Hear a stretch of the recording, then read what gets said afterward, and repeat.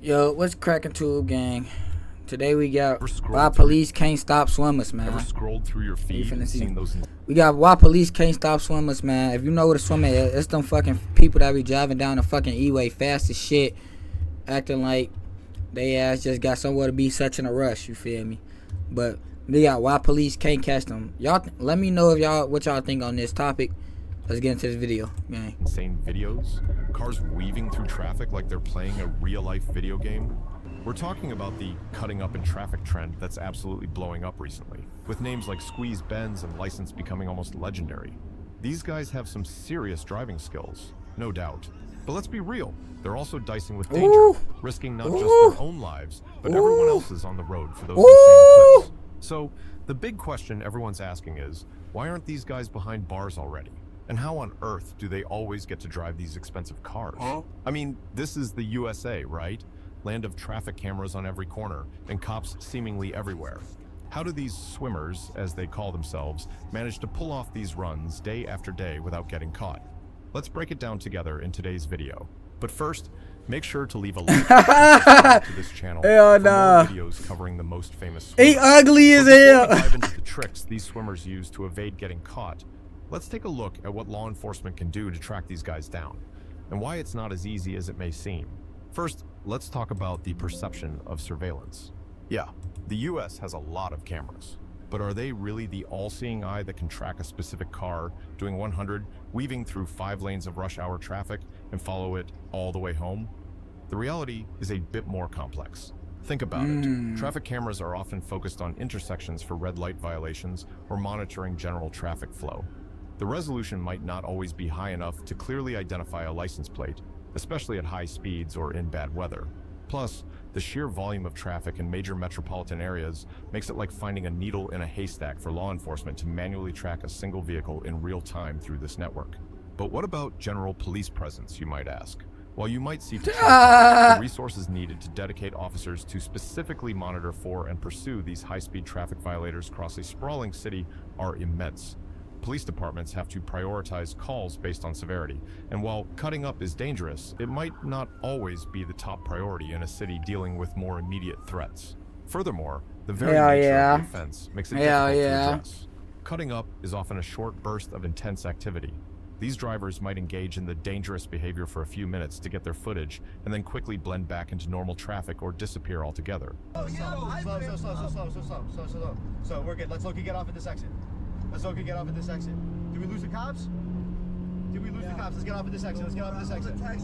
This hit-and-run style makes it incredibly challenging for law enforcement to react in time to intercept them.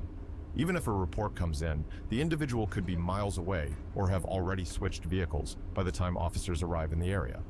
So, we touched on the sheer difficulty of tracking these guys, but let's dig a little deeper into what law enforcement is actually up against when they do spot someone Lamb chop driving maneuvers.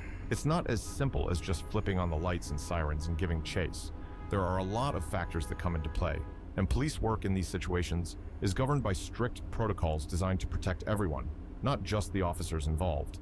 One of the biggest hurdles are our strict departmental guidelines. Many police departments in the US have very clear rules about engaging in high-speed pursuits, especially for non-violent offenses like reckless driving. The risk of a high-speed chase causing an accident that injures or kills innocent bystanders is a major concern. Departments often prohibit risky maneuvers like intentionally bumping or ramming a suspect vehicle at high speeds unless there's an imminent threat of serious harm to others. This means officers can't always just force these swimmers off the road, even if they have the opportunity. And perhaps the most critical element is the constant risk assessment that officers have to perform in real time. Even if a police officer witnesses someone swimming through traffic live, they have to immediately weigh the potential outcomes of initiating a pursuit. Do they chase after the driver, potentially escalating the dangerous behavior and pushing them to drive even more recklessly in an attempt to escape? Or do they decide to hold back, allowing the suspect to get away in that moment, but potentially preventing a high-speed collision that could kill someone? It's a split-second decision with life-or-death stakes, and officers are trained to prioritize public safety above all else. Sometimes the safest option is to not pursue. Now, let's get back into the minds of these swimmers and look at some of the specific tactics they use to stay ahead of the game. Because it's not just about driving fast, it's about knowing the urban landscape and utilizing technology to their advantage. And most importantly, the art of vanishing. One key aspect is their route knowledge. These drivers often operate in specific areas they know intimately. They've likely scouted out shortcuts through residential access roads, pedestrian zones, which of course adds another layer of danger, or even construction sites. This allows them to quickly disappear from main roads and potentially lose any pursuing officers who aren't familiar with these alternative routes. It's almost like they've rehearsed their escape routes, knowing exactly where to turn and where the dead ends are. Knowing the roads, they also leverage technical aids.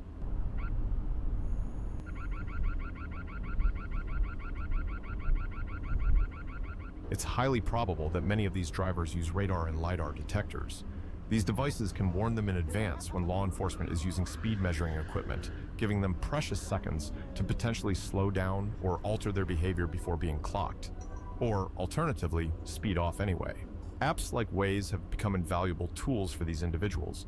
Waze relies on user-generated real-time traffic information, and that includes reports of police presence. This means swimmers can often get live updates on the locations of marked and unmarked patrol cars in their vicinity, allowing them to adjust their routes and avoid areas with a heavy police presence. It's a constant cat and mouse game, where technology plays a significant role on both sides. Trolling is the prep work. They scope out the highways beforehand. You'll often have other drivers involved, acting like scouts. They're checking out the best spots for their swims. They look for stretches of road with seriously heavy traffic, so the video looks wild, with tons of lanes to weave through. And of course, they're also checking out where there might be fewer cops around or where it's easy to make a quick getaway. There's also other preparations, like always wearing masks, helmets, or suits to make it hard for cameras to identify them. And let's not forget the immediate aftermath, the actual vanishing act.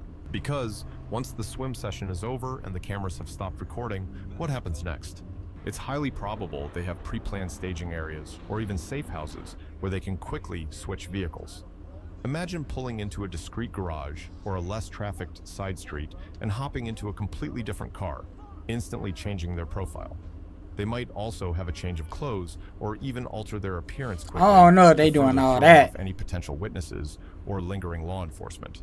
This focus on the immediate escape and blending back into the urban fabric is crucial to their continued evasion. So, when you piece it all together, it becomes clear why catching these swimmers is such a monumental task for law enforcement. The combination of limited real-time surveillance capabilities, strict pursuit guidelines, the sheer volume of traffic, and the deliberate efforts of these drivers to remain anonymous and strategically plan their stunts creates a perfect storm of elusiveness. For the foreseeable future, it's likely this trend will continue, simply because the logistical hurdles for police to consistently stop it are so significant. However, it's important to remember that there's always an element of chance involved. Despite all their precautions, these individuals are still breaking the law in a very public way, and eventually, someone might just get unlucky. Take the case of the well-known swimmer, Squeeze Benz. While he managed to evade authorities for a significant period, he was eventually apprehended. Interestingly, his arrest wasn't the result of a dramatic high-speed chase. Instead, law enforcement was able to connect him to his online identity through a combination of factors, including his distinctive online presence, and eventually, a traffic stop for a less extreme violation.